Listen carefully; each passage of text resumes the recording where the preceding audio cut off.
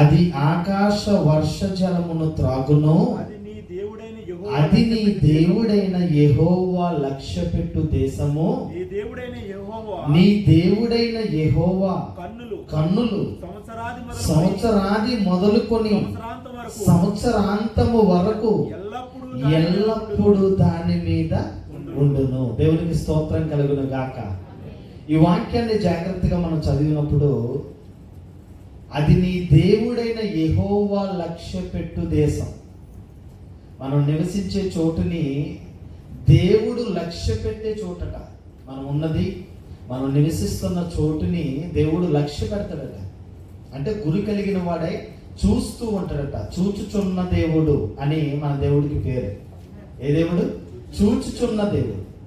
ఇక్కడ ఈ జాగ్రత్తగా ఆలోచిస్తే, నీ దేవుడైన యెహోవా లక్ష్యపెట్టు దేశము, నీ దేవుడైన యెహోవా కన్నులు సంవత్సరాది మొదలుకొని సంవత్సరాంతము వరకు ఎల్లప్పుడూ దాని మీద ఉండును. దేశం మీద, ప్రపంచం మీద దేవుని కన్నులు సంవత్సరాది మొదలుకొని సంవత్సరాంతము వరకు ఉంటుందట. దేవుడు వాగ్దానం చేశాడు ఇశ్రాయేలుతో, ఇశ్రాయేలును కాపాడువాడు కునుకడు నిద్రపోడు. ఎందుకంటే సంవత్సరాది మొదలుకొని సంవత్సరాంతం వరకు ఇలా ఉన్నామంటే, ఈ సంవత్సరంలోనికి ఈ 2021 సంవత్సరంలో మనం అడుగుపెట్టి ఈ విధముగా ఈ పాత సంవత్సరంలో 365 రోజులు దాటి మరొక సంవత్సరంలోనికి అడుగు పెట్టమంటే కేవలం అది దేవుని కృప. మన బలము కాదు, మన తెలివి కాదు, మన ఏది కాదు. అది దేవుని దయ వల్ల ఈ రోజు ఈ సంవత్సరంలో ఈ విధంగా దేవుని సన్నిధిలో ఆరాధిస్తున్నాం. మనందరికీ సంతోషకరమైన వార్త ఏంటంటే, శుక్రవారం మొదటి దినం శుక్రవారంగా వచ్చింది. దేవుని స్తోత్రం కలుగును గాక. నీ దేవుడైన యెహోవా లక్ష్యపెట్టు దేశం, ఆ దేశం మీద దేవుడట సంవత్సరాది మొదలుకొని సంవత్సరాంతం వరకు యెహోవా కన్నులు ఆ దేశం మీద నిలుస్తుందట. అంటే దేవుడు మన ఎడల భయభక్తులు కలిగిన వారిగా మనం బ్రతికితే కంటికి రెప్పవలే దేవుడు మనల్ని కాపాడతాడు. ఎవరి యందు భయభక్తులు కలిగి ఉండాలి? ఎవరిని? నీతిమంతుల గురించి. ఈ అబ్రహాము కాలంలో జరిగిన సంఘటన, సొదొమ గుమొర్రా పట్టణాలను నాశనం చేయడానికి దేవుడు పూనుకున్నాడు. తన దూతలను పంపించాడు. పంపిస్తే అబ్రహాము సంధ్యవేళ వచ్చిన అతిథులను పిలిచి మీరేంటి ఇక్కడికి వచ్చిన కారణం ఏంటి అని అడిగితే వాళ్ళతో చెప్తున్నారు, ఇదిగో సొదొమ గుమొర్రా పట్టణాలు పాపముతో నిండి ఉన్నాయి కనుక వాటి వినాశనము కొరకు నాశనము చేయడానికి వచ్చాము అని చెప్తున్నారు. అప్పుడు అబ్రహాము దేవుని దగ్గర మొర్ర పెడుతున్నాడు. ఏమని తెలుసా? దేవుని దగ్గరికి వెళ్ళి అంటాడు, అయ్యా, సొదొమ గుమొర్రా పట్టణాలలో నీతిమంతులు 50 మంది ఉంటే ఆ పట్టణాన్ని నువ్వు కాపాడతావా అని అడుగుతున్నాడు. ఒక స్నేహితుడితో మాట్లాడినట్లుగా దేవునితో అబ్రహాము మాట్లాడేవాడు. ఒక 50 మంది ఉంటే కాపాడతావా అంటే కాపాడతాను. సొదొమ గుమొర్రా పట్టణాల్లో 50 మంది నీతిమంతులు ఉంటే ఆ పట్టణాన్ని నేను కాపాడతాను. మరలా డౌట్ వచ్చింది అబ్రహాముకి, 50 మంది ఉంటారేమో, 45 మంది ఉంటే కాపాడతావా? మరలా డౌట్ వచ్చింది, 40 మంది ఉంటారేమో, 40 మంది ఉంటే కాపాడతావా? 35 మంది ఉంటే కాపాడతావా? 30 మంది ఉంటే కాపాడతావా? 10 మంది ఉంటే కాపాడతావా అని అలాగ 50 నుంచి అలాగ దిగుతూ వచ్చేది. ఆ పట్టణంలో 5 నీతిమంతులు ఉన్న పట్టణాన్ని కాపాడుతున్నాడు. ఎవరున్నారు ఇక్కడ? నీతిమంతుడిగా ఉన్నది ఎవరు? లోతు ఒక్కడు. లోతును బట్టి తన భార్య, లోతును బట్టి తన కుమార్తెలిద్దరు. పట్టణాన్ని రక్షించలేకపోయాడు. నీతిమంతుడైన లోతుని కాపాడాడు. అంటే యెహోవా లక్ష్యపెట్టు దేశములో ఆయన కన్నులు సంవత్సరాది మొదలుకొని సంవత్సరాంతం వరకు దేవుడు మనల్ని కాపాడుతూ ఉంటాడు. నిజంగా ఆలోచించండి. మీరు ఎలా ఉన్నారో తెలియదు కానీ నాకు చాలా సంతోషంగా ఉంది. ఎందుకు తెలుసా? ఈ 2020 అంతా కూడా 2020 అంట. దేవుడు ప్రజలతో, మనుషులతో 2020 మ్యాచ్ ఆడాడంట. ఆ మ్యాచ్ లో ఎంతో మంది బౌల్డ్ అయిపోయారు, ఎంతో మంది అవుట్ అయిపోయారు, రన్ అవుట్ అయిపోయారు, డెక్ అవుట్ అయిపోయారు. ఎందుకంటే ఈ 2020 మ్యాచ్ జరిగింది. ఈ 2020లో ఎంతో మంది భక్తిహీనులు చనిపోయారు, ఎంతో మంది వ్యాధిగ్రస్తులుగా, ఎంతో మంది తెగుళ్ళ చేత, ఎంతో మంది వ్యాధుల చేత ఎంతో మంది మరణించారు. కానీ యెహోవా లక్ష్య పెట్టిన దేశంలో నువ్వు నేను ఉన్నావు కనుక దేవుని కృపలో హ్యాపీగా ఉన్నాం. దేవుని స్తోత్రం కలుగును గాక. సంవత్సరాది మొదలుకొని సంవత్సరాంతము వరకు యెహోవా కన్నులట ఎల్లప్పుడూ దాని మీద నిలుస్తాయట. నిలుస్తాయట. నీ మీద, దేశం మీద ఆయన దృష్టి, ఆయన కాపుదల అంత ఇదిగా ఉన్నట్లుగా ఈ మాటల ద్వారా మనకు తెలుస్తుంది. మరొక మాటను మనం ఆలోచిద్దాం. కీర్తన గ్రంథం 65వ కీర్తన 11వ వచనాన్ని మనం చూద్దాం. బైబిల్ విప్పండి. కీర్తన గ్రంథము 65వ కీర్తన 11వ వచనం అంటాడు, సంవత్సరము నీ దయా కిరీటమును ధరింపచేసి ఉన్నావు. సంవత్సరము నీ దయా కిరీటము ధరింపచేసి ఉన్నావు. నిజంగా ఆలోచిస్తే మన అందరికీ కూడా ఈ సంవత్సరం ఏంటి? దయా కిరీటముతో నిండినది. దయతో దేవుడు మనల్ని కాపాడుతున్నది. ఇది సంవత్సరము నీ దయా కిరీటము ధరింపచేసి ఉన్నావు. మనందరికీ ధరింపచేసాడు కనుక ఈ సంవత్సరంలో మనం ఉన్నాం. అంతేనా? అవునా కదా? ఈ సంవత్సరంలో మనం ఉన్నాం. రాత్రి వాచ్ నైట్ సర్వీస్కి వస్తూ అసలు న్యూస్ ఎలా ఉందని ఒక 5 minutes న్యూస్ ఉంటుంది. 24 పాయింట్లు చెప్తాడు. 4 నిమిషాలే ఉంటుంది న్యూస్. జస్ట్ అలా ఆన్ చేశాను, అసలు ఎలా ఉంది ఏంటి అప్డేట్ ఏంటి అని. 2 గంటల ముందు వాచ్ నైట్ సర్వీస్కి 2 గంటల ముందు రూమ్లో బయలుదేరే ముందు ఒకసారి న్యూస్ చూస్తున్నాను. ఒక సినీ నటుడు నర్సింగ్ యాదవ్ 2 గంటలైతే కొత్త సంవత్సరంలోకి వస్తాడు, చచ్చిపోయాడు. సినీ నటుడు నర్సింగ్ యాదవ్ మృతి చెందాడని వచ్చింది. అయ్యో, ఒక 2 గంటలు ఉంటే కొత్త సంవత్సరం చూసేవాడే అనుకున్నాను. కానీ దేవుడు సంవత్సరము నీ దయా కిరీటము దేవుడు మన మీద ఉంచాడు. అదే చెప్తున్నా, సంవత్సరము నీ దయా కిరీటము ధరింపచేసి ఉన్నావు, నీ జాడల సారము వెదజల్లుచున్నది. ఇప్పుడు మనం ఏం చేయాలి? దేవుడిచ్చిన సంవత్సరంలో happy happy happy new year అని ఎంజాయ్ చేద్దామా? ఏం చేయాలి? నూతనత్వం ఏది? నూతనత్వం, నూతనమైనది ఏది? నూతనత్వం ఏది? నూతనమైనది ఏది అనేది మనం జాగ్రత్తగా ఈరోజు ఆలోచిద్దాం. నూతనత్వం ఏది? అసలు నూతనమైనది ఏంటి అనేది బైబిల్ నుంచి మనం ఆలోచిస్తే ప్రసంగి గ్రంథము మొదటి అధ్యాయము 9-10 వచనాలని జాగ్రత్తగా మనం చదువుదాం. పాత నిబంధనలో ఉంటుంది.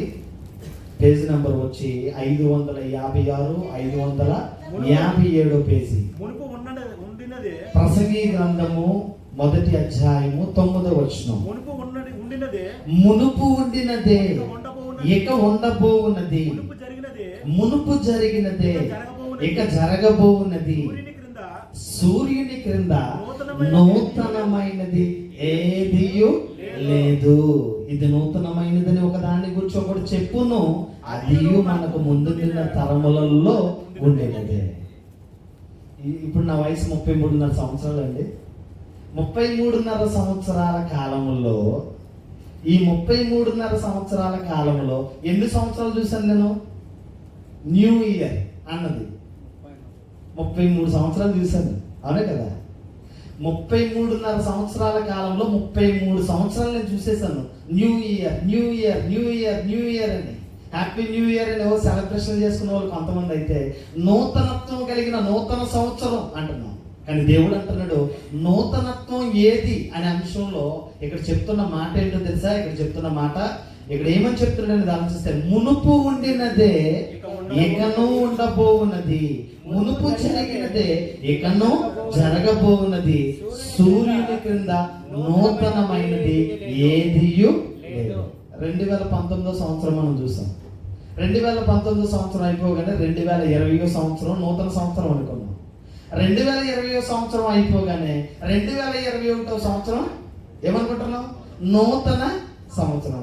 మునుపు ఉండినదే ఇకను ఉండబోన్నది, మునుపు జరిగినదే ఇకను జరిగినది, సూర్యుని క్రింద నూతనమైనది ఏదియు లేదు. మరి నూతనత్వం ఏది? నూతనమైనది ఏది? ఈరోజు మనం ప్రశ్నించుకోవాలి. ప్రతి ప్రశ్నలో కూడా నూతనత్వం ఏంటి? అసలు సంవత్సరాల్లో మార్పు ఏమీ లేదా? ఈ రోజుకున్న 24 గంటలే రేపటి రోజున ఉంటాయి. నిన్న గడిచిన దినం కూడా ఎన్ని గంటలు? 24 గంటలే. సూర్యుడిలో మార్పు లేదు, కాలాల్లో మార్పు లేదు. నూతనత్వం ఎక్కడ రావాలి? మనలో రావాలి. నూతనత్వం ఏది అని ఆలోచిస్తే ఇక్కడ ప్రసంగి సొలొమోను రాజు చెప్తున్నాడు, మునుపు ఉండినది ఇకను ఉండనిది, మునుపు జరిగినది ఇకను జరగబోవున్నది, ఆ నూతనమైనది సూర్యుని క్రింద ఏదియో లేదు, అది నూతనమైనది ఒక దాని గురించి ఒకటి చెప్పును, అది మనకు ముందున్న తరములలో ఉండినది. అంటే నూతనత్వం అనేది కాలాలలో లేదు. నూతనత్వం అనేది ఎక్కడ రావాలంటే మనుషులలో రావాలి. మార్పు ఎక్కడ రావాలి? మనుషుల్లో రావాలి. ఎన్నాలండి ఇలాగా సెలబ్రేషన్లు చేసుకుంటూ బతికేస్తాం మనం? మన జీవితం మారాలి కదా, మన జీవితంలో మార్పు రావాలి కదా. వాచ్మెన్ సర్వీస్లో చాలా మంది కూడా నిర్ణయాలు తీసుకుంటారు. ఏమని తెలుసా? దేవా 2020 సంవత్సరం బలాదూరిగా బ్రతికేశాను, నీకోసం నమ్మకంగా బ్రతకాలనుకుంటున్నాను అని ఒకళ్ళు నిర్ణయం తీసుకుంటారు. అసలు 2020 సంవత్సరం బైబిల్ చదవలేదు నేను, ఈ సంవత్సరం ఆదికాండం నుంచి ప్రారంభించి ప్రకటన గ్రంథం వరకు చదువుతానని కొంతమంది నిర్ణయం తీసుకుంటారు. అసలే నేను ఎప్పుడు ప్రార్థన చేయలేదు, ఈసారి ఖచ్చితంగా ప్రార్థన చేస్తాను, దేవుడి సన్నిధికి వెళ్తాను అని నిర్ణయాలు తీసుకునే వాళ్ళు అంటే నిర్ణయం తీసుకుంటున్నారు. ఆ నిర్ణయం కొంతకాలం అయిన తర్వాత ఆ నిర్ణయాన్ని మర్చిపోతున్నారు. మరలా దేవుడితో ప్రమాణం చేస్తూ ఉంటారు. ఏమని?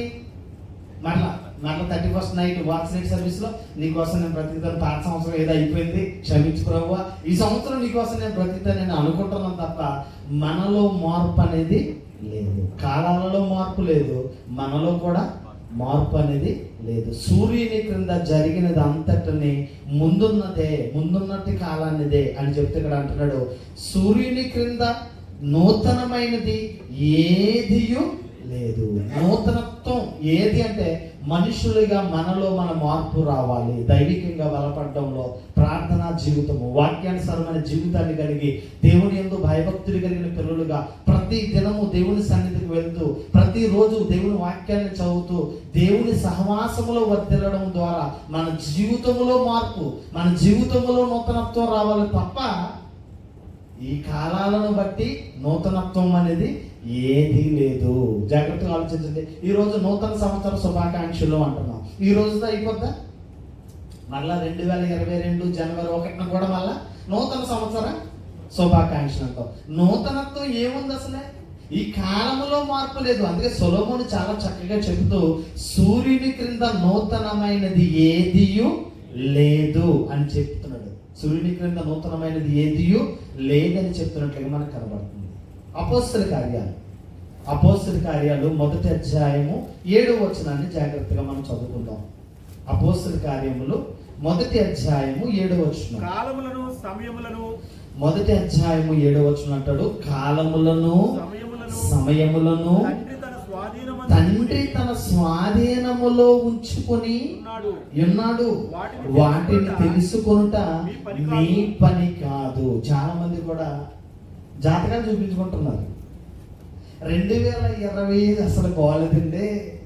చాలా మంది 2020 చాలా దెబ్బేసింది మాకు, ఉద్యోగాలు కోల్పోయాం, వ్యాపారాల్లో నష్టం జరిగింది, ఆర్థికంగా నష్టపోయాం, ఆరోగ్యపరంగా నష్టపోయాం, ఈ సంవత్సరం ఎలా ఉంటుందో ఒకసారి ఇంకో బాబు ఈ గీతం చూసి చెప్పు అని అడిగిన వాళ్ళు కూడా లేకపోలేదు. చాలా మంది సంవత్సరాలను మన భవిష్యత్ కాలం కొరకు ఎదురు చూసిన వాళ్ళు కూడా లేకపోలేదు. ఇక్కడ దేవుని వాక్యంలో చెప్తున్నాడు, కాలములు సమయములు తండ్రి స్వాధీనములో నున్నవి. ఎవరి స్వాధీనంలో ఉన్నాయట? మనం పుట్టామంటే దేవుని స్వాధీనముల ద్వారానే పుట్టాం. మనం పోతామంటే ఏమంటే కాలాలు ఉన్నాయి కదండి. ఎన్ని కాలాలు ఉన్నాయి? పుట్టిన కాలం ఉంది, పోయే కాలం ఉంది, భూత వర్తమాన భవిష్యత్ కాలాలు ఉన్నాయి. మన భవిష్యత్తు అయినా, మన జీవితంలో వర్తమాన కాలమైనా, గడిచిపోయిన కాలమైనా, ఈ కాలాలన్నీ ఎవరి స్వాధీనంలో ఉన్నాయంట? ఎవరి స్వాధీనంలో ఉన్నాయట? దేవుని స్వాధీనంలో. ఇప్పుడు దేవుని స్వాధీనములో మన జీవితం ఉంది. మన జీవితం అంతా దేవుని స్వాధీనములో ఉంది. అందుకే కాలములు సమయములు తండ్రి స్వాధీనములో ఉన్నవి. మనం ఎప్పుడు పుట్టాలో దేవుని చిత్త ప్రకారంగా మనం పుట్టాం, ఎప్పుడు వెళ్ళిపోవాలో ఆయన చిత్త ప్రకారంగా మనం వెళ్ళిపోవాలి. ఈ జననము ఈ మరణము మధ్యకాలమే జీవిత కాలం. అర్థమవుతుందా? చచ్చిపోను అనుకోండి, నా బోర్డు పెడతారు, ఒక ఫోటో పెట్టేసి ఆ ఫోటో మీద జననము ఏంటి పుట్టింది ఏది వేస్తారు, మధ్యలో ఒక చిన్న డాష్ లా పెట్టి మరణం అని డేట్ వేస్తారు. అంటే పుట్టినప్పటి నుంచి మరణించిన వరకు ఉన్న మధ్య కాలమే జీవిత కాలం. ఈ జీవిత కాలం, ఈ సమయాన్ని ఇచ్చింది ఎవరు? మరి దేవుడిచ్చిన సమయాన్ని దేవుడికి కేటాయిస్తున్నావా? ఇదో కాలములు సమయములు తండ్రి స్వాధీనములో ఉన్నవి. దేవుడిచ్చిన జీవితం దేవుని కోసం వినియోగించాలి. ఈ శరీరం మరల మట్టిలోనికి వెళ్ళే అంత వరకు దేవుని కోసం నమ్మకంగా బ్రతకవలసిన బాధ్యత దేవుడిచ్చడు. అందుకే ఎన్నో భయంకరమైన తెగుళ్ళు, ఎన్నో భయంకరమైన వ్యాధులు, ఎంతో భయంకరమైన విపత్తులలో నుండి దేవుడు నిన్ను దాటించి 2021 సంవత్సరానికి తీసుకొచ్చాడు. కేవలం అది దేవుని కృప. నీ పక్కన ఉన్నవాడు కరోనా వచ్చింది, నీకు రాలేదు. అవును కదా? నమ్ముతారా? ఎంతో మంది మన కళ్ళ ముందు మనకంటే చిన్నోళ్ళు చచ్చిపోయారు, మనకంటే బలాఢ్యులు, బలమైన వాళ్ళు, గొప్ప వాళ్ళు చనిపోయారు. కానీ దేవుడు మన కంటికి రెప్పవలే కాపాడుతున్నట్టే కేవలము దేవుని దయ. ఈ దేవుడిచ్చిన సమయం దేవునికి ఇవ్వాల్సిన అవసరం ఎంతైనా ఉన్నట్లుగా మనకు కనబడుతుంది. మరొక మాటను మనం ఆలోచిద్దాం. యాస్కేలు గ్రంథము 18వ అధ్యాయము 31వ వచనం. యాస్కేలు గ్రంథం 18వ అధ్యాయము 31వ వచనం. పేజీ నంబర్ వచ్చి 701 పాత నిబంధనలో ఉంటది. యాస్కేలు గ్రంథము 18వ అధ్యాయము 31వ వచనం అంటున్నాడు, మీరు జరిగించిన అక్రమ క్రియలన్నిటినీ విడిచి నూతన హృదయమును నూతన బుద్ధియు తెచ్చుకొనిడి. ఈ సంవత్సరంలో నూతనత్వం ఏదయ్యా అంటే, సంవత్సరాలలో మార్పు లేదు, సంవత్సరంలో నూతనత్వం అనేది లేదు. కానీ మన జీవితంలో మార్పు రావాలి, మన ప్రవర్తనలో మార్పు రావాలి, మన భక్తి జీవితంలో మార్పు రావాలి. అదే చెప్తాడు ఇశ్రాయేలుకి దేవుడు చెప్తూ ఈ మాట అంటున్నాడు, మీరు జరిగించిన అక్రమ క్రియలన్నిటినీ విడిచి. అక్రమ క్రియలు ఏంటి? దేవుడి కోసం బ్రతకాలని అనుకుంటాం కానండి, చెయ్యమండి. దేవుడి పని చేయాలని చాలా జోష్ ఉంటది, కానీ ఏం చేయడం కుదరదు. మనకి చాలా బిజీ కదా. ఇక్కడ వాక్యం కూడా ఉంది, ఆత్మ సిద్ధమే గాని శరీరము బలహీనత. దేవుడి పని చేయాలి, దేవుడి కోసం నమ్మకంగా బ్రతకాలని అందరికీ ఉంటది. ఆ వాగ్దానము, ఆ ఆసక్తి అనేది రోజు రోజుకి మనుషులలో దిగజారిపోతున్న స్థితి. అందుకంటున్నాడు అక్రమ క్రియలను విడిచి. ఒరే నాయన పాపం చేయొద్దు అని చెప్పాడు దేవుడు. పాపం చేసావు, అదేంటి? క్రమమా అక్రమమా? అబద్ధం ఆడరాదు అన్నాడు దేవుడు. అబద్ధం ఆడు. క్రమమా అక్రమమా? దేవుడి సన్నిధి ఖచ్చితంగా వెళ్ళు. దేవుడి సన్నిధికి వెళ్ళట్లేదు. క్రమమా అక్రమమా? దేవుడి కోసం బ్రతుకు. ఈ జీవితాన్ని నేనిచ్చాను, నీకు కావలసినవన్నీ నేనిచ్చాను, నువ్వు నా కోసం బ్రతుకు అంటాడు. దేవుడి కోసం కాకుండా నీ కోసం, నీ కుటుంబం కోసం నువ్వు బ్రతుకుతున్నావు. అది క్రమమా అక్రమమా? మాట్లాడలేదు. అక్రమం. అదే చెప్తాడు ఇశ్రాయేలు చెప్తున్నాడు, ఇదిగో మీరు జరిగించిన అక్రమ క్రియలన్నిటినీ విడిచి నూతన హృదయము నూతన బుద్ధియు తెచ్చుకొనుడి. ఈ సంవత్సరంలో ఏం చేయాలి? ఏమేమి రావాలి? నూతన హృదయం, నూతన బుద్ధి. చాలా మందికి మనుషులు ఎదిగిపోతారు కానీ బుర్రాదు కదా. బుద్ధి తెచ్చుకోవాలట, హృదయములో మార్పు రావాలట. నూతన హృదయం, నూతన బుద్ధి, వివేకముతో కూడిన జ్ఞానముతో కూడిన భక్తి మనకు కలిగి ఉండాలి. అక్రమ క్రియలన్నిటినీ విడిచిపెట్టండి. దేవుడు నీకు కావలసిన వాటిని అన్నిటినీ ఇవ్వడం వెనుక దేవుడికి ఒక ఆశ ఉంది. ఇదిగో నా కోసం వీళ్ళు బ్రతుకుతారని. మన పిల్లల్ని చూడండి, మన పిల్లలకి మనకి కష్టమైనా సరే వాళ్ళు అడిగితే కష్టం అన్నది కూడా, ఆ కష్టం అనేది విడిచిపెట్టి వాళ్ళు అడిగిన విధానాన్ని బట్టి మనం చేస్తాం కాదు? అవును కదా? మన పిల్లలకి ఏదైనా కోరికతో కోరతారు, నాకు ట్యాబ్ కావాలి, నాకు అది కావాలి, ఇది కావాలి, ఎన్ని కోరికలు పిల్లలకి. అడిగినప్పుడు మనకు కష్టమే, కానీ వాళ్ళు అడిగిన విధానాన్ని బట్టి ఏదో ఒక విధంగా వాళ్ళకి తెచ్చి పెట్టాలని తాపత్రయపడుతుంటాం. అదేవిధంగా దేవుడి దగ్గర మనం ఎన్నోసార్లు అడుగుతున్నాం, ఆరోగ్యం కావాలని, ఐశ్వర్యం కావాలని, ఇంకా బలం పెంచుకోవాలని, కుటుంబ క్షేమంగా ఉండాలని, మనశ్శాంతి కావాలని ఎన్నో రకాలుగా దేవుడిని అడుగుతున్నాం. అడిగిన వాటిని అన్నింటినీ దేవుడు దయచేస్తున్నాడు. ఎందుకు? నువ్వు దేవుడి కోసం బ్రతుకుతావని, నీ హృదయంలో మార్పు వస్తుందని, నీ జీవితంలో, నీ మనసులో నూతనత్వము, నూతన బుద్ధి కలిగి ఉంటావని దేవుడు నీకోసం ఎదురు చూస్తుంటే, దేవుని అవసరాలకు దేవుణ్ణి వినియోగించుకుంటున్నా తప్ప దేవుడి కోసం బ్రతకలేని జీవితంలో ఉన్నాం. ఇక్కడ చెప్తాడు నూతన బుద్ధిని, నూతన హృదయాన్ని తెచ్చుకోవాలి. ఈ నూతన సంవత్సరంలో మనకి ఏం రావాలి? మన మాటల్లో మార్పు, మన ప్రవర్తనలో మార్పు, మనం చేసే పనులలో మార్పు, దేవుని కోసం బ్రతకడంలో, దేవుని కోసం ఆలోచించడంలో అన్నిటిలో మార్పు రావాలి. దేవుడు నిన్ను దీవించాడంటే ఒట్టినే దీవించలేదు. దేవుడు పని చేస్తావని, దేవుడి కోసం నమ్మకంగా బ్రతికితావని దేవుడు నిన్ను దీవించాడు.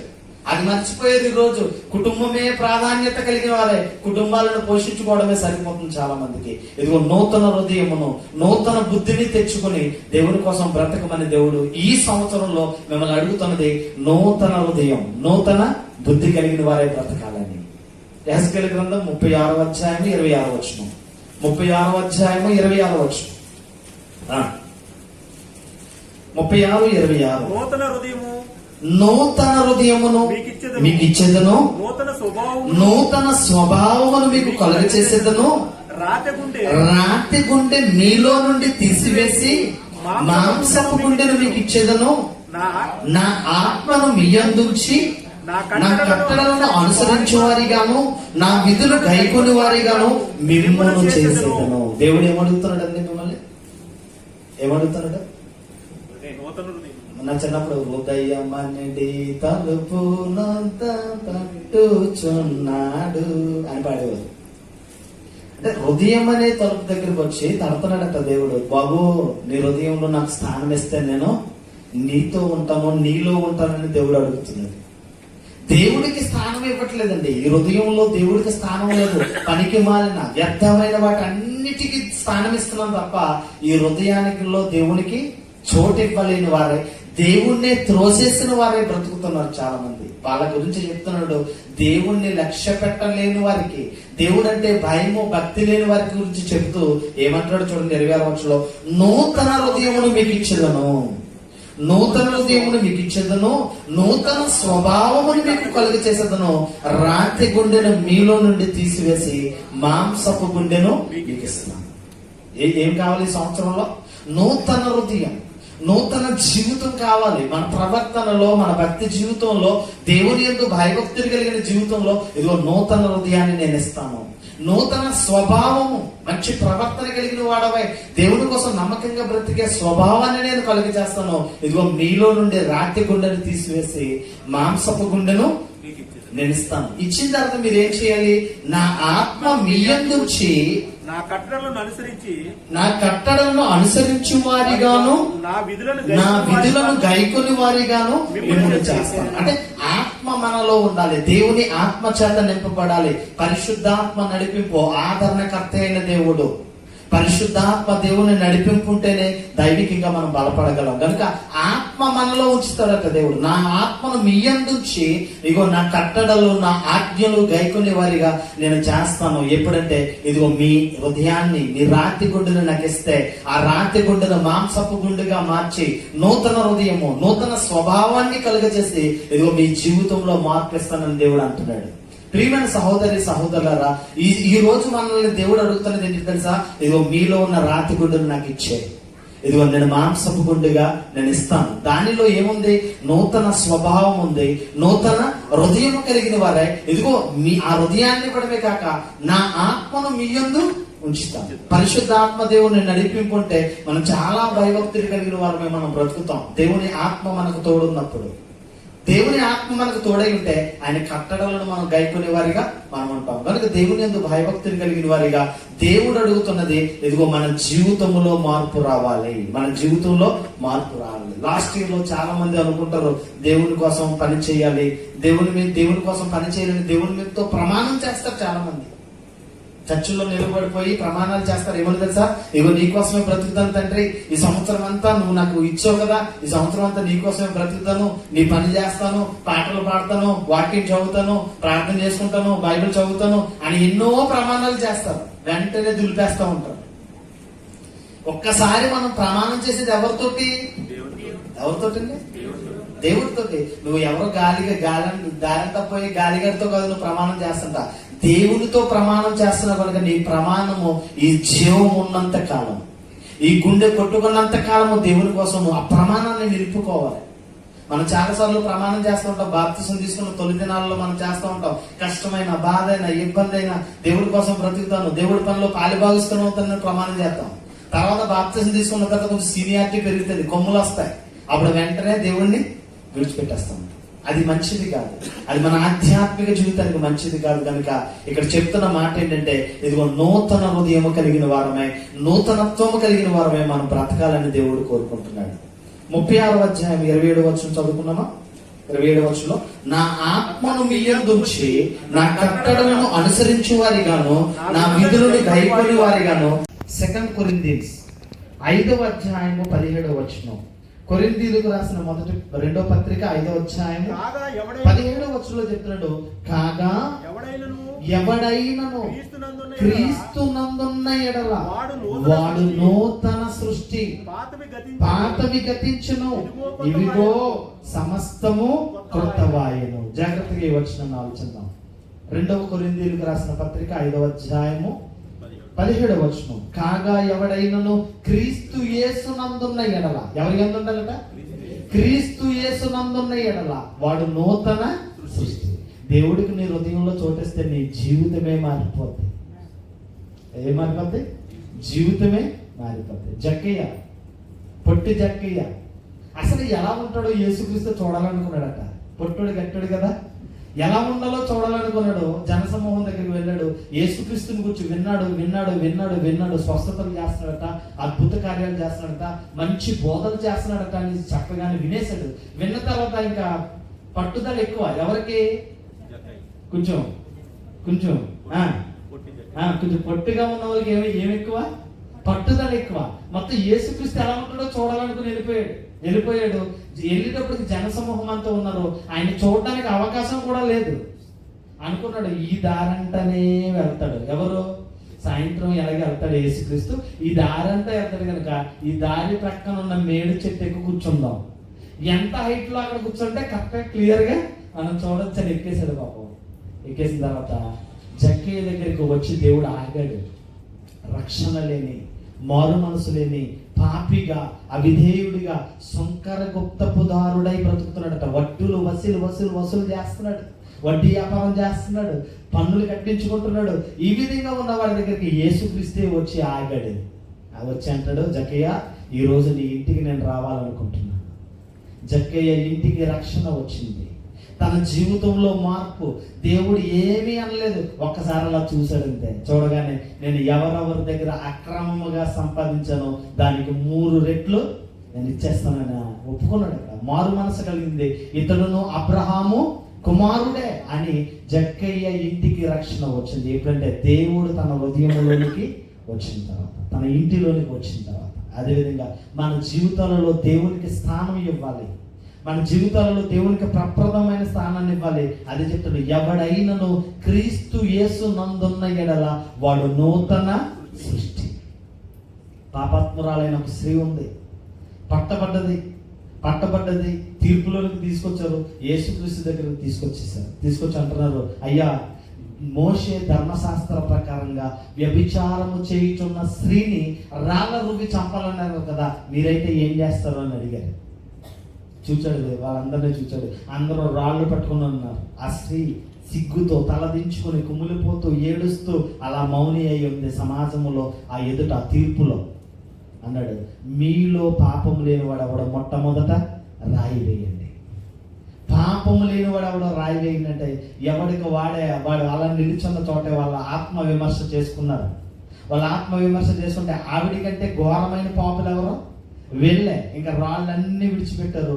అందరూ వెళ్ళిపోయారు. పాపాత్మురాలు, వ్యభిచారం ముందు పట్టబడిన స్త్రీ దగ్గరికి వచ్చి అంటాడు, అమ్మా నిన్నెవరు శిక్షించలేదా? ఎవరు నన్ను శిక్షించలేదయ్యా, నేను నిన్ను శిక్షించను, ఇక పాపము చేయకపో అన్నాడు. తన జీవితంలో మార్పు. ఒక పాపి, ఒక వ్యభిచారం ముందు పట్టబడిన స్త్రీని అమ్మా అని పిలుపులోనే ఆవిడ జీవితం మారిపోయింది. మనం పిలుస్తామండి, గాలికి తిరుగుతుంది, బజారుగా తిరుగుతుంది అనగానే ఎంత వెరైటీగా చూస్తామో మనం. ఆహా అని పైనుంచి కింద చూస్తూ ఉంటున్నాం. అంటే బజారుగా తిరుగుతుందంటే ఆవిడ ఏ పరిస్థితుల్లో అలాగ అయిపోయిందో తెలీదు, కానీ మనం చూసే విధానంలో చాలా వెరైటీగా చూస్తూ ఉంటాం. కానీ యేసుక్రీస్తు అయితే, అమ్మా నిన్నెవరు శిక్షించలేదా?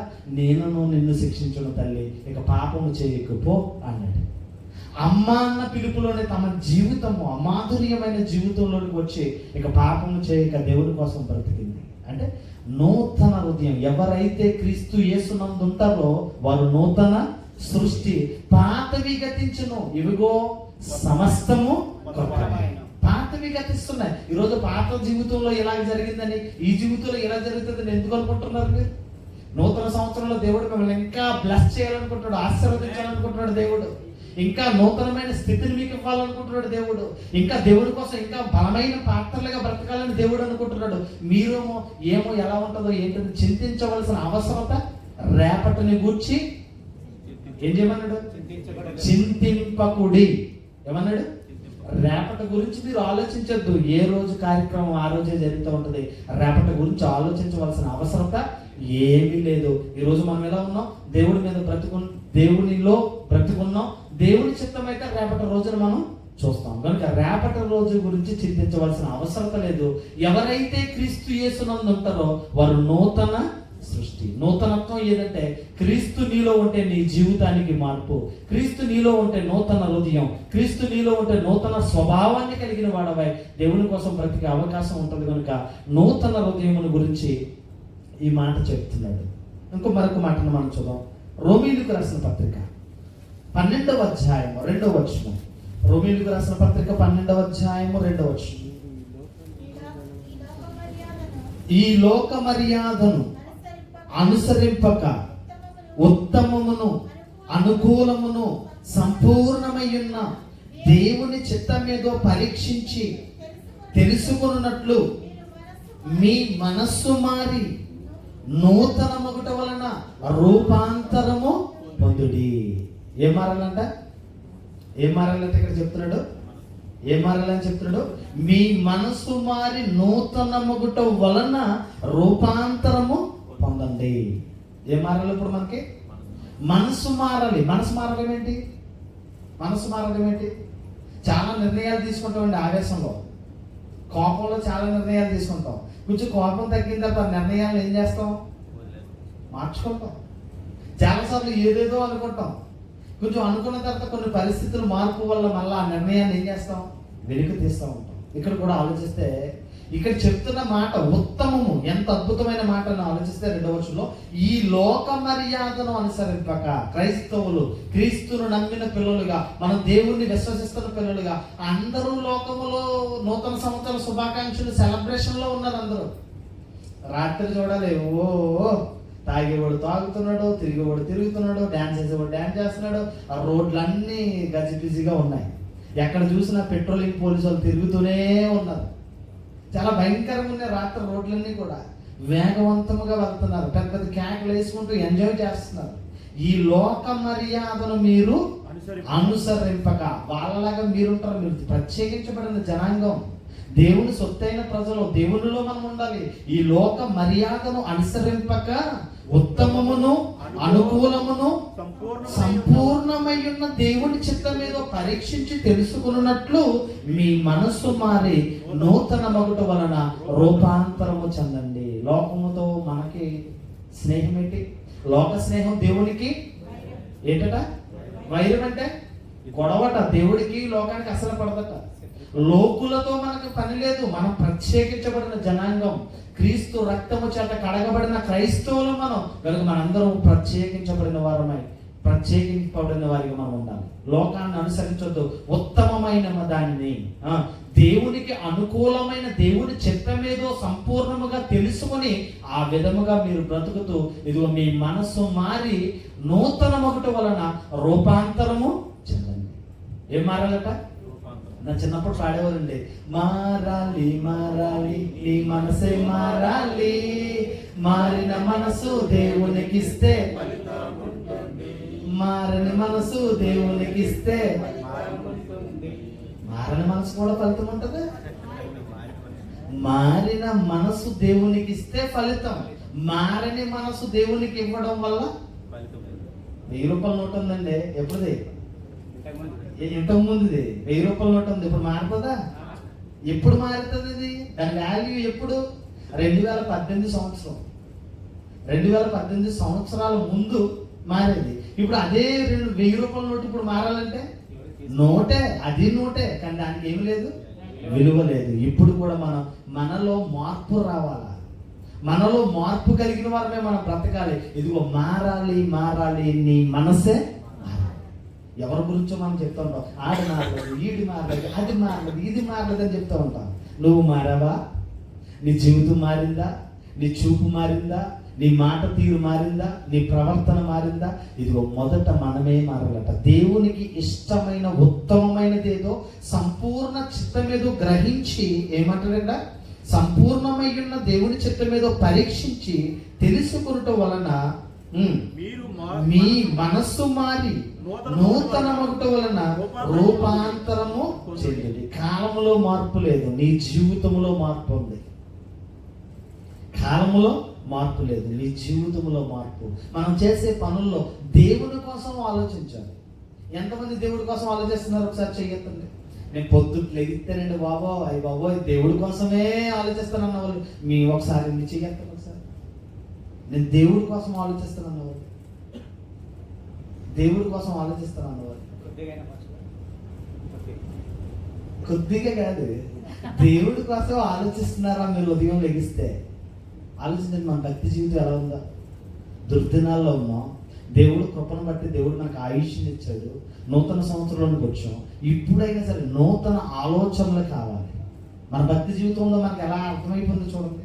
ఇక్కడ మన మార్పు అనేది కాలంలో కాదు, నీ జీవితంలో మార్పు రావాలి. దేవుని పనిలో, నీ ప్రవర్తనలో, దేవుని పనిలో, నీ ఆలోచన విధానాల్లో అది మార్పు రావాలి. అది నూతనత్వం. ఎక్కడంటే నువ్వు దేవుడిలో మార్పు రావాలి, నీ కుటుంబంలో మార్పు రావాలి, నీ జీవితంలోనే మార్పు రావాలి. అది నూతనత్వం. నూతనత్వం ఏదైనా ఆలోచిస్తే ఈ లోకంలో ఏదో సంవత్సరాలు మారుతూ ఉంటాయి, ఇవి ఉంటాయి. మనం చచ్చినా బ్రతికినా ఈ కాలం అనేది, ఈ భూమి ఆకాశము ఉన్నంత కాలం ఈ కాలాలన్నీ కూడా ఏమవుతుంటాయి? టైం ఆగదండి. ఆగుతుందా? టైం ఆగుతుందా? ఇదే టైం రేపు నాకు ఇదే టైం అలా కావాలంటే రాదు, అవకాశం లేదు. కాలము గతించిపోతుంది, సమయము సమీపించుచున్నది. ఇదిగో దుర్దినములలో ఉన్నాము కనుక సమయమును పోనీయక సమయమును ఏం చేయాలట? సద్వినియోగం. టైం ఈజ్ మనీ అన్నారు. టైం ఈజ్ మనీ అంటే అర్థం ఏంటి? డబ్బుతో పోలుస్తున్నారు. దేన్ని? కాలాన్ని వృధా చేస్తున్నారు చాలా మంది. ఇంకా బాప్తిసం తీసుకోకుండా, ఇంకా క్రీస్తును సురక్షితంగా అంగీకరించకుండా, ఇంకా దేవుని కోసం బ్రతకకుండా, ఇంకా టైం ఉందిలే అనుకుంటున్నాం. ఏ కరోనా వచ్చి పోతాం. దేవుడిచ్చిన సమయాన్ని మనం ఏం చేయాలి? వినియోగించుకోవాలి. దుర్వినియోగం చేసుకోకూడదు. ఇదిగో మన జీవితంలో మార్పు రావాలి. ఇక్కడ దేవుడు కోరుకుంటుంది ఏంటి తెలుసా? కాలంలో మార్పు కాదు, నీ జీవితంలో మార్పు దేవుడు కోరుతున్నాడు. మరొక మాటను ఆలోచిద్దాం. యెషయా గ్రంథము 40వ అధ్యాయము 31వ వచనం. యెషయా గ్రంథము 41:31. యెషయా గ్రంథము 41వ అధ్యాయము 31వ వచనం. యెషయా 40వ అధ్యాయము 31. యెహోవా కొరకు ఎదురు చూచువారు నూతన బలమును పొందుదురు. వారు పక్షిరాజు వలె రెక్కలు చాపి పైకి ఎగురుదురు. అలయక పరిగెత్తుదురు, సొమ్మసిల్లక నడిచిపోదురు. దేవుని స్తోత్రం కలుగును గాక. ఈ వచనంలో చెప్తున్నాడు, యెహోవా కొరకు ఎదురు చూచువారు నూతన బలము పొందుదురు. ఎవరి కోసం ఎదురు చూడాలి? సంక్రాంతి వస్తుంది, దీపావళి వస్తుంది, క్రిస్మస్ వచ్చేస్తుంది, ఈస్టర్ వస్తుంది, నేను ఇంటికి వెళ్ళడానికి నాకు అయిపోయింది నా టైము అనేది చూస్తున్నారా? యెహోవా కొరకు ఎదురు చూడాలట. ఎవరి కోసం ఎదురు చూడాలి? మన ఫ్యామిలీ, ఇండియాలో ఉన్న వాళ్ళందరూ కూడా ఎదురు చూస్తూ ఉంటారు. ఎవరి కోసం? మన రాక కోసం. అవునే కదా? మా అమ్మ ఎప్పుడు వస్తుందో, మా బాబాయ్ ఎప్పుడు వస్తాడో, మా నాన్న ఎప్పుడు వస్తాడో, అందరూ కూడా ఎదురు చూస్తూ ఉంటారు. కానీ మనం దేవుని నమ్ముకున్న పిల్లలుగా యెహోవా కొరకు ఎవరైతే ఎదురు చూస్తారో వారు నూతన బలాన్ని పొందుకుంటారట. ఆ పొందుకున్న తర్వాత ఒకటి చెప్తున్నమాట, పక్షిరాజు యవ్వనము వలె, పక్షిరాజు వలె రెక్కలు చాపి పైకి ఎగురుదురు, అలయక పరిగెత్తుదురు, తొట్టిల్లక సొమ్మసిల్లక నడిచిపోదురు. జాగ్రత్తగా ఆలోచిస్తే పక్షిరాజుకి ముసలితనం లేదండి. పక్షిరాజు అంటే ఎవరు? ఈగల్. ఇంకా తెలుగులో ఏమంటారు దాన్ని? గ్రద్ద. ఈ గ్రద్దకి ముసలితనం అనేది ఉండదు. అది ముసలితనం వచ్చేస్తుంది, నా గోర్లు పగిలిపోతున్నాయి, నా వెంట్రుకలన్నీ రాలిపోతున్నాయి, నేను ఇంకా నా రూపం, నాకు శక్తి లేదు అనుకున్నప్పుడట దూరంగా ఎత్తైన స్థితిలో బండ సందులోకి వెళ్ళిపోతాట. బండ సందులోకి వెళ్ళిపోయి తన ముక్కుతో మొత్తం వెంట్రుకలన్నిటినీ పీకేసుకుంటుందట. వెంట్రుకలన్నింటినీ కూడా ఏం చేస్తుంది? అదే గట్టిగా పీకేసుకుంటుంది కదా. పీకేసుకుని గోర్లు రాళ్ళక రువ్వి రువ్వి రువ్వి ఆ గోర్లన్నీ ఊడిపోయేలాగా చేసుకుంటుంది కదా. చివరికి ఆ ముక్కుని రాడిగేసి కొట్టి కొట్టి కొట్టి పగలగొట్టేసుకుంటుంది కదా. పగలగొట్టుకున్న తర్వాత సుమారుగా ఒక 10, 15, 20 రోజులు అలాగే ఉండిపోతుంట బండ సందులో, ఏమీ తినకుండా, ఏమి ఆహారం లేకుండా అలాగే ఉండిపోతుంట. అప్పుడు నూతనముగా మరలా వెంట్రుకలు, నూతనంగా మరలా గోర్లు, నూతనంగా మరలా ముక్కు. అప్పుడు మరలా ఆకాశంలోకి వస్తుంది. పక్షిరాజుతో పోలుస్తున్నాడు. ఎవరైతే యెహోవా కొరకు ఎవరైతే ఎదురు చూస్తారో వారు నూతన బలమును పొందుదురు. ఇక్కడ ఏం చెప్తున్నాడు? నూతన బలము పొందుదురు, పక్షిరాజు వలె రెక్కలు చాపి పైకి ఎగురుదురు, అలయక పరిగెత్తుదురు, సొమ్మసిల్లక నడిచిపోదురు. దేవుని కోసం మనం బ్రతకాలి. దేవుడిచ్చిన జీవితము దేవుని కోసం వినియోగించాలి. దేవుడు అడుగుతాడు, దేవుడు ఖచ్చితంగా మనల్ని అడుగుతాడు. అప్పుడు మనం లెక్క చెప్పాలి మనం దేవుడికి. కనుక దేవుని కోసం బ్రతకవలసిన అవసరత ఎంతైనా ఉన్నట్లుగా మనకు కనబడుతుంది. ఈ సంవత్సరంలో దేవుని ఎడల మీ ఆలోచన ఏంటి? ఈ సంవత్సరంలో దేవుని గురించి మీరు ఏమన్నా ఆలోచిస్తున్నారా? ఈ సంవత్సరంలో బండి కొనుక్కోవాలనుకున్నాను, మన సంవత్సరం అవ్వలేదు, ఈ సంవత్సరం బండి కొనాలని ఒకలో, డ్రైవింగ్ లైసెన్స్ ఓపెన్ చేయాలని ఒకలో, పెళ్లి చేసుకున్న బాగా సంపాదించేయం కదా తల మెరిసిపోతుంది పెళ్లికి వెళ్ళిపోవాలని ఒకలో. ఈ రకంగా చాలా మంది ఆలోచిస్తున్నారు. అప్పులన్నీ తీరిపోవాలి, తలస్నానం చేసేయాలని కొంతమంది, ఇలాగ చాలా మంది ఉన్నారు. ఉద్యోగ ప్రయత్నంలో ఉన్న వాళ్ళు కొందరైతే ఇటువంటి ఆలోచనలు కలిగి ఉన్నారు. మనందరి కోసం దేవుడు మాట్లాడుతున్న మాట హబక్కూకు గ్రంథం 3వ అధ్యాయం 2వ వచనాన్ని మనం చూద్దాం. హబక్కూకు గ్రంథం 3వ అధ్యాయం 2వ వచనం. యెహోవా నిన్ను గూర్చిన వార్త విని నేను భయపడుచున్నాను. యెహోవా సంవత్సరములు జరుగుచుండగా నీ కార్యములు నూతన పరచుము. సంవత్సరములు జరుగుచుండగా దానిని తెలియచేయము. కోపించుచునే వాత్సల్యమును జ్ఞాపకమునకు తెచ్చుకున్నాము. మన దేవుడి సన్నిధిలో మనం అడగాలి, యెహోవా సంవత్సరములు జరుగుచుండగా నీ కార్యములు నా ఎడల నూతన పరచుము. ఎవరి ఎడల? నీ కార్యములు. సంవత్సరాలు జరిగిపోతున్నాయి. ఈ సంవత్సరంలో నా జీవితం ఎడల ఇదిగో నీ కార్యాలు నూతన పరచు. పాత సంవత్సరంలో ఏమి నీ వల్ల అవ్వలేదు, కానీ ఈ సంవత్సరంలో నువ్వు చాలా మార్పులు వస్తాయి. నీకు నీ జీవితంలో చాలా మార్పు వస్తుంది. ఎప్పుడంటే దేవుని ఎదుట మనం ప్రార్థించినప్పుడు, యెహోవా సంవత్సరములు జరుగుచుండగా నీ కార్యములు నూతన పరచు. నీ కార్యాలు ఏం చేయాలట? నూతన పరచు. సంవత్సరములు జరుగుచుండగా దానిని నాకు తెలియచు. మనం ప్రార్థనలు చేయాలంటే ఈ సంవత్సరం నేను ఏం చేయాలి, నా పని ఏంటి అని ఎప్పుడైనా అడిగామా దేవుణ్ణి? అడిగామండి మనం? ఎప్పుడైనా దేవుణ్ణి ఎలా అడిగామా? ఏంటి ఈ సంవత్సరం నాకు ఇచ్చావు కదా, ఏం చేయను నేను, ఈ సంవత్సరం నా ఆలోచనలు ఏంటి ఒకసారి నాకు తెలియచెప్పు అని అడిగాను. నేను అడిగాను ఏమని? సంవత్సరములు జరుగుతుండగా నీ కార్యములను నాకు తెలియచేయి తండ్రి. సంవత్సరములు జరుగుతుండగా నా జీవితం పట్ల నీ చిత్తమును నాకు తెలియచెప్పు అని అడగలట. అది చెప్తాడు హబక్కూకు. యెహోవా నీ కార్యములు జరుగుచుండగా, యెహోవా సంవత్సరములు జరుగుచుండగా నీ కార్యములను నూతన పరచు. సంవత్సరములు జరుగుతుండగా దాన్ని నాకు తెలియచేయి. కోపించుచునే వాత్సల్యమును జ్ఞాపకమునకు తెచ్చుకును. దేవుడు ప్రతిదినము కోపపడతాడట. కోపించుచూనే మరలా వాత్సల్యం, ప్రేమను చూపిస్తూ ఉంటాడట. ప్రియమైన సహోదరి సహోదరులారా, ఈ రోజు మనం ఆలోచించవలసిన అవసరం ఆధ్యాత్మిక జీవితంలో మార్పు. మన జీవితాల్లో మార్పు రావాలి. సంఘ క్షేమాభివృద్ధి కొరకు ఆత్మల పట్ల భారం కలిగిన వారమే, సువార్త పట్ల భారం కలిగిన వారే, సువార్త పనిలో పాలిభాగస్థలం అవ్వాలి. మనందరూ కూడా సువార్త పనులు మన వంతు మనం కృషి చేయాలి. ఎందుకంటే ఇక్కడ చెప్తాడు, యెహోవా సంవత్సరములు జరుగుతుండగా నీ కార్యములను నూతన పరచు, నీ కార్యములను నాకు తెలియచే అని అడుగుతున్నాడు. ఈ రోజు మనకి ఈ సంవత్సరం ఇచ్చాడంటే మనం దేవుని ఎదుట ఏమని అడగాలి తెలుసా? ఏంటి సంవత్సరం ఇచ్చావు, నా ఎడల నీ ఉద్దేశం ఏంటి? నీ ఎంతో మంది రక్షణ లేకుండా, ఎంతో మంది సువార్త అందక, ఎంతో మంది నశించిపోతున్నారు. వారందరి పట్ల నేను భారం కలిగిన వాడని పని చేయాలని దేవునితో ఒక నిత్య నిబంధన చేసుకుని నేను దేవుని దగ్గరికి వచ్చాను. అంటే మన ఎడల మన చిత్తము నెరవేర్చబడకూడదు. మన జీవితం ఎడల ఎవరి చిత్తం నెరవేర్చబడాలి? దేవుని చిత్తం నెరవేర్చబడాలి. ఇది దేవుడు కోరుకుంటుంది. మరొక మాటను ఆలోచిద్దాం. యోబు యోబు గ్రంథం 36వ అధ్యాయము 11వ వచనం. యోబు గ్రంథం 36వ అధ్యాయము 11వ వచనం. మనందరికీ దేవుడు రాయించిన మాట. యోబు గ్రంథము 36వ అధ్యాయము 11వ వచనం. వారు ఆలకించి ఆయనను సేవించిన ఎడల తమ దినములు క్షేమముగాను తమ సంవత్సరములు సుఖముగాను వెళ్ళబుచ్చుదురు. ఎవరు? సంఘములో ఉన్నవారు. వారు ఆలకించి, సంఘములో ఉన్న పిల్లలు, ప్రియమైన సహోదరి సహోదరులు, వారు ఆలకించి ఆయనను సేవించిన ఎడల తమ దినములు క్షేమముగాను తమ సంవత్సరములు సుఖముగాను వెళ్ళబుచ్చుదురు. మనం ఏం చేయాలి? ఇప్పుడు మనం చేయవలసిన పని ఆలకించాలి. ఏంటి? దేవుని మాటలు ఆలకించాలి. సేవించవలసింది ఎవరిని? మన దేవుడైన యెహోవాను, తండ్రి అయిన దేవుడు, రక్షకుడైన యేసుక్రీస్తును మనం సేవిస్తూ ఆయన కట్టడలు, ఆయన ఆజ్ఞలను అనుసరించి మనం బ్రతికితే మన దినములు, మన సంవత్సరములు ఎలాంటేట సుఖముగా వెళ్ళబుచ్చుదురు. మరల చదువు చూడండి. ఏమంటాడు?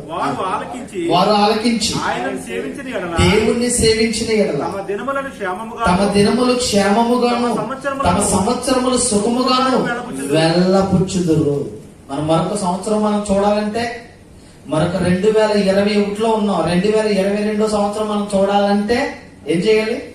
దేవుని మాటలు ఆలకించి మన దేవుడైన యెహోవాను సేవిస్తే మన దినములు ఎలా ఉంటాయి? క్షేమముగాను మన సంవత్సరములు సుఖముగాను వెళ్ళబోస్తాం. దేవుడి కోసం నమ్మకంగా బ్రతకగా బలాదూరిగా బ్రతికితే నెక్స్ట్ ఇయర్ కి గ్యారంటీ లేదు. నెక్స్ట్ ఇయర్ కి గ్యారంటీ లేదు. ఒక మంచి మాట నేను చెప్పేసి ముగించేస్తానండి. లోకాసు వార్త 13వ అధ్యాయము 6వ వచనం. అందరూ తీయండి, బైబిల్ అందరూ ఇవ్వండి. అమూల్యమైన మాటలు, దేవుడు మన కొరకు రాయించిన మాటల్లో. లోకాసు వార్త 13వ అధ్యాయము అందరినీ తీయండి. లోకాసు వార్త 13వ అధ్యాయము 6 నుండి 9 వచనాలు మనం ఆలోచిద్దాం. మరియు ఆయన వారితో ఈ ఉపమానము చెప్పెను. ఒక మనుషుని ద్రాక్ష తోటలో అంజూరపు చెట్టు నాటబడి ఉన్నది. అతడు దాని పండ్లు వెతికి వచ్చినప్పుడు ఏమీ దొరకలేదు. గనుక అతడు, ఇదిగో 3 ఏండ్ల నుండి నేను ఈ అంజూరపు చెట్టు పండ్లను వెతకవచ్చుచున్నాను గాని ఏమీ దొరకలేదు. దీనిని నరికివేయము, దీని వలన ఈ భూమి ఏల వ్యర్థమైపోవునని ద్రాక్ష తోటమాలితో చెప్పాను. అయితే వాడు, అయ్యా, నేను దాని చుట్టూ త్రవ్వి ఎరువు వేయి మట్టుకు ఈ సంవత్సరము కూడా ఉండనిమ్ము, అది ఫలించినా సరే, లేని ఎడల దానిని నరికివేతునని అతనితో చెప్పాను. ఈ ఉపమానం ఎగ్జాంపుల్ గా మనందరికీ చెప్పబడుతున్న ఉపమానం. ఇదందరూ దేవుడు నీతో నాతో అందరితో మాట్లాడుతున్న మాట ఇది. ఒక యజమానుడికి ద్రాక్ష తోట ఉంది. ఆ ద్రాక్ష తోటలో ఏముంది? అంజూరపు చెట్టు ఒకటి ఉంది. యజమాని వస్తున్నాడు, ప్రతి సంవత్సరానికి 1-2 సార్లు వస్తున్నాడు, చెట్టుకు చూస్తున్నాడు.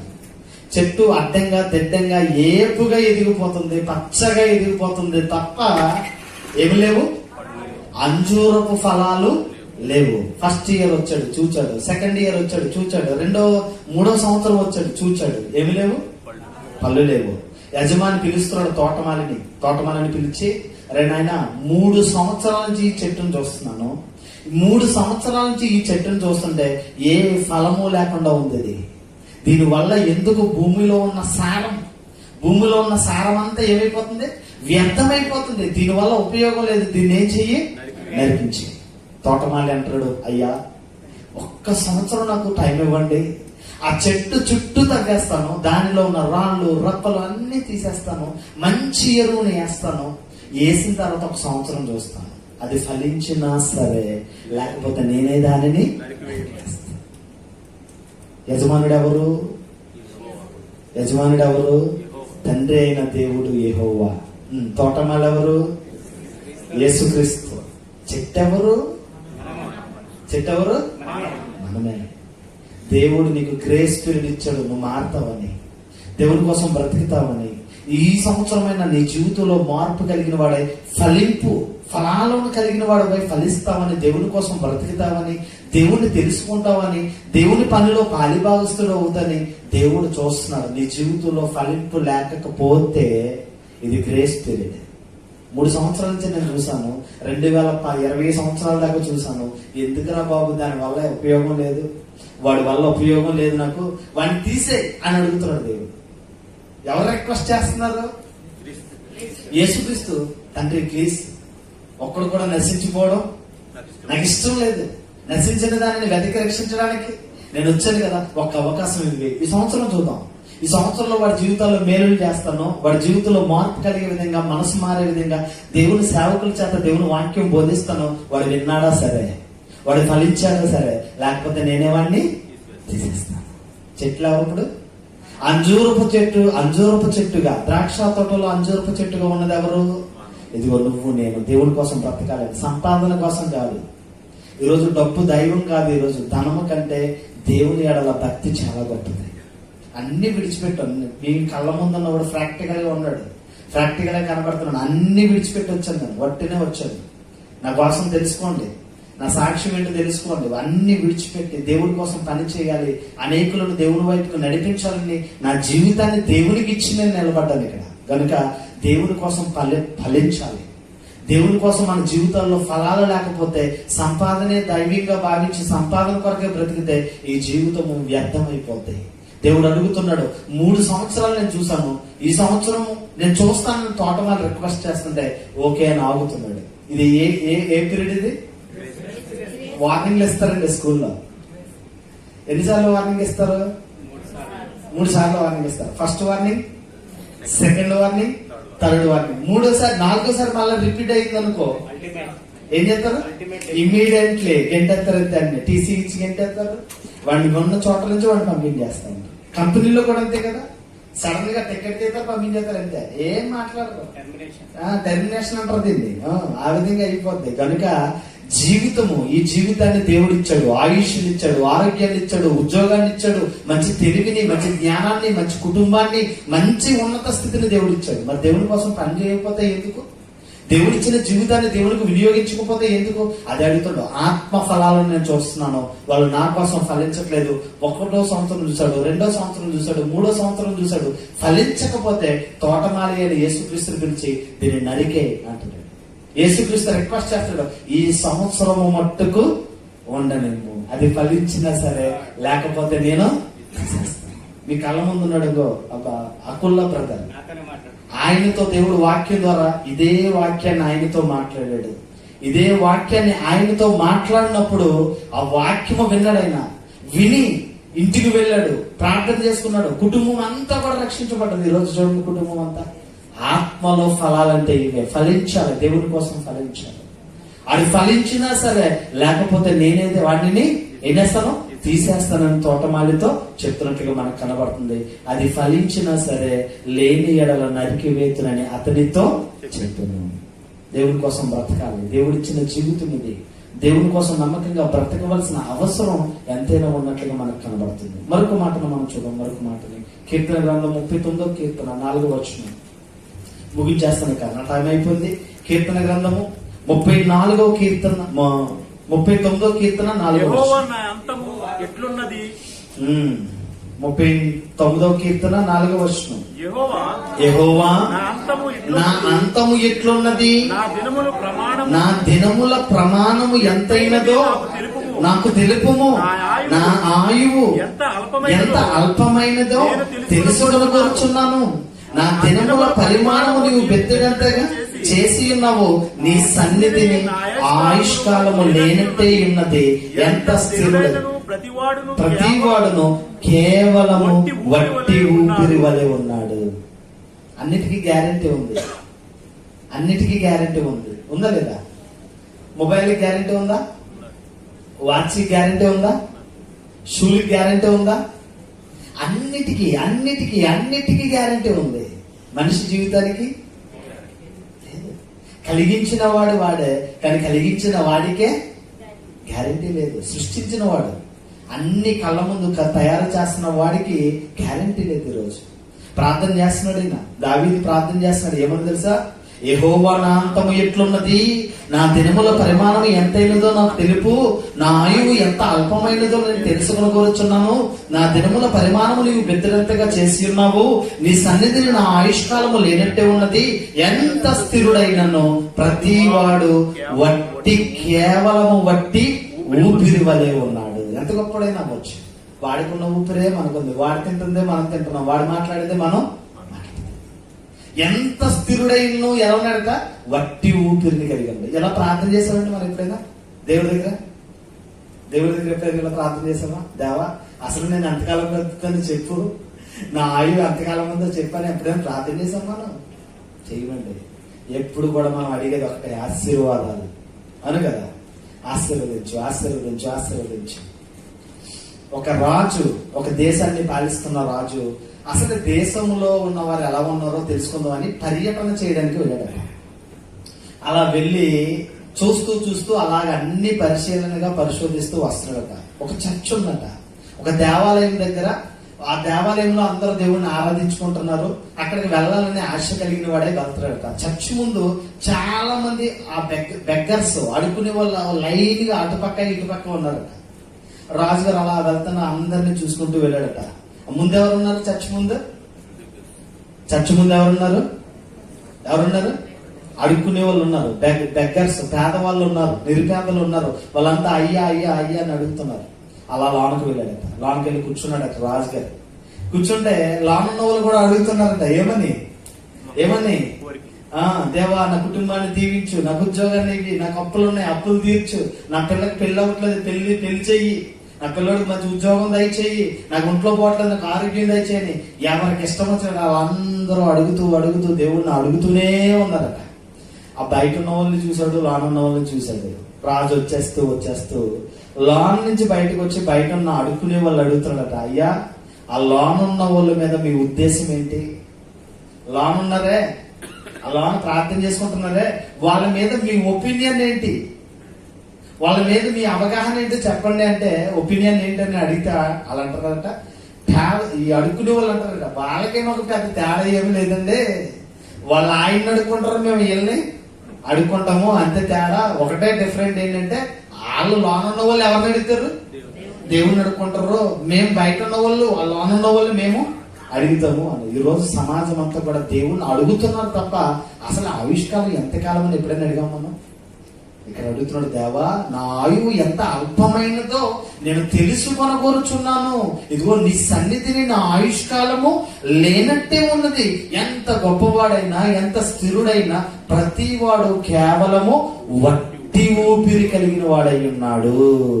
ఇంకా మనుషులు వట్టి నీడ వంటి వారై తిరుగులాడచ్చు, వారు తొందరపడుట గాలికే కదా, వారు ధనము కూర్చుకుందరు గాని అది ఎవరికి చేరుకున్న వారికి. అయ్యో, సంపాదన 30-40 సంవత్సరాల నుంచి సగం జీవితం ఇక్కడ సాగిపోయింది. ఇక్కడ చాలా మంది నండి, ఏమంటే మీరు ఎన్ని సంవత్సరాల నుంచి ఉన్నారండి అని అడిగి 35 years అంటారు ఇండస్ట్రీ అన్నట్టుగా.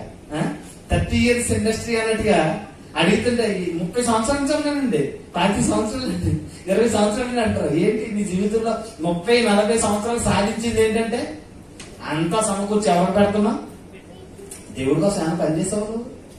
దేవుడు అడుగుతాడు నిన్ను, నీకు ఆయుష్ ఇచ్చాడు కదరా, ఆరోగ్యాన్ని ఇచ్చాడు కదా, నీకు మంచి కుటుంబాన్ని ఇచ్చాడు కదా, మంచి ఉద్యోగాన్ని ఇచ్చాడు కదా, నువ్వు సంపాదన అంటూ బ్రతుకో, నా కోసం ఏమన్నా పని చేసావా అని అడుగుతాడు. అప్పుడు మీ దగ్గర ఏమైనా ఆన్సర్ ఉందా? ఏమన్నా రిప్లై ఉందా మీకు? పని చేస్తే ఇగో నీకోసం నేను బ్రతికాను, నమ్మకంగా నేను బ్రతికాను, నీ పని చేశాను, అనేకులను దేవుని సన్నిధికి నడిపించాను, అనేకులను క్రీస్తు వైపుకు నడిపించి వాళ్ళకి రక్షణ ఇచ్చి దైవికంగా వాళ్ళు బలపడడానికి నేను ప్రోత్సహించాను, దేవుడి పనిలో నేను పాలిభాగిస్తున్న అయ్యాను అనడానికి నీ దగ్గర ఏమన్నా పని చేసావా? ఏమన్నా ఆ మాట చెప్పడానికి నీ దగ్గర ఏమన్నా పని ఉందా? ఏమీ లేదు. కుటుంబం కోసం ఆలోచించినంత విధంగా దేవుడి కోసం ఆలోచిస్తే మన జీవితమే మారిపోతుంది.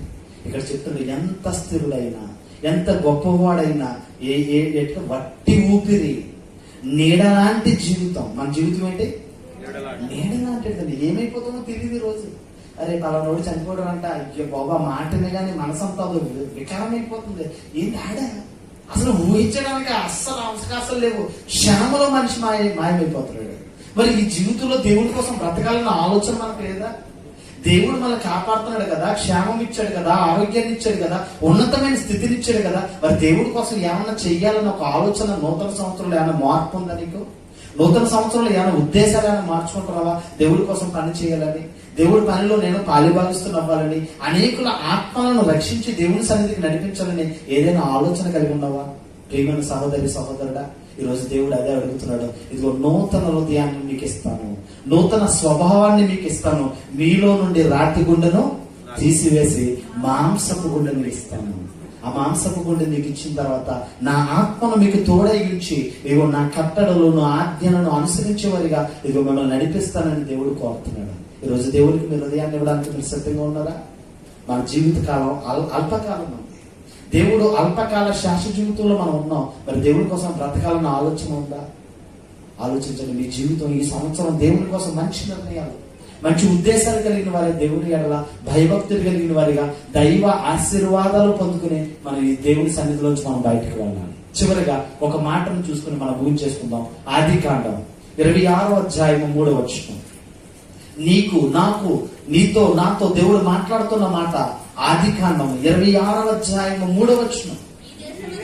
26వ అధ్యాయము 3వ వచనం అంటే, ఈ దేశమందు పరవశివై ఉండుము, నేను నీకు తోడయ్యుండి నిన్ను ఆశీర్వదించెదను. ఈ దేశమందు పరవశివై ఉండుము. మనందరం ఎవరు? మన నైటివ్ ప్లేస్ ఏంటి? మన బర్త్ ప్లేస్ ఇదా? మనంతా టూరిజం యాత్రికులు మనం. ఇంకా పరవాసులు. నేను ఎక్కడ ఉండిపోతానండి, ఇక్కడ మంచి బిల్డింగ్ కట్టేస్తానండి అన్నాం అనుకోండి, తీసుకెళ్ళి ఎక్కడో ఆడతారు, మళ్ళీ కనపండి ఎవరు. మళ్ళా ఈ దేశంలో మనం ఎవరము? పరవాసులము. మనందరికీ దేవుడు మాట్లాడుతున్నాడు. చూడండి 3వ వచనం ఎంత అద్భుతంగా ఉందో చూడండి. ఈ దేశమందు పరవశివై ఉండుము, నేను నీకు తోడై ఉండి నిన్ను ఆశీర్వదించెదను. ఈ దేశమందు పరవశివై ఉండుము. పరవశివై ఉండి ఎలా ఉండాలి? దేవుని యందు భయభక్తులు కలిగిన వాడవై, దేవుని పనిలో పాలి భాగస్థుడు అవుతూ దేవుని చిత్తాన్ని నెరవేర్చే కుమారుడిగా, కుమార్తెగా ఉంటే దేవుడు ఏం చేస్తాడట? ఈ దేశంలో నేను నీకు తోడై ఉండి నిన్ను ఆశీర్వదించెదను. మరలా మనందరం నాతో చెప్పండి.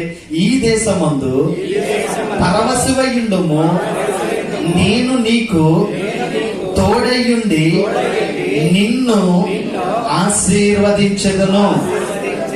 అట్టి కృపాటి ధన్యత దేవుడు సదాకాలము మీకు దయచేయును గాక.